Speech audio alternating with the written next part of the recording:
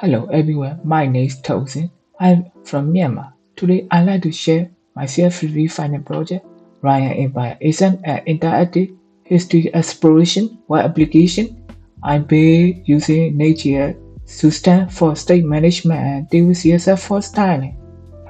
Before we dive in, here's a quick overview, the application flow diagram. You can find it on my Git repository. Now, let's move to the UI. This is the homepage. You can see the language drawdown and an explore pattern. For example, I switch to Myanmar. You see the text update dynamically. Now let's go to the continents page.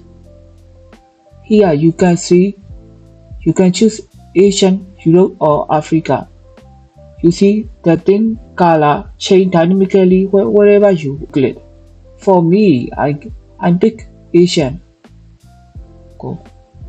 We got 8 empires in Asia. When you click on any empire, the background image changes automatically. For me, I am going to choose Bagan Empire. Alright, you can see 3 main sections here. Read, Gallery and Business. Let's dive into the read section first. You see there are 5 categories here. Let me select Origins. If data fetched from Gemini ABN, by default, it's random 5 paragraphs. You can easily adjust in the .env file. Let's go back to Gallery section. These images are pulled from Metropolitan Museum Art API. On desktop, we got this 3D circular view. On mobile, a masonry design will show. Now let's back to the business section.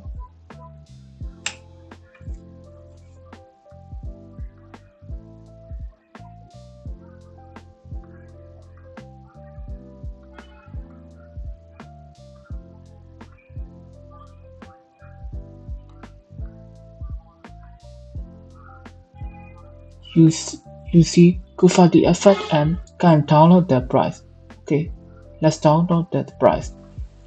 My name is Ted Uzin. This was Ryan Empire for CF50. Thanks for your watching.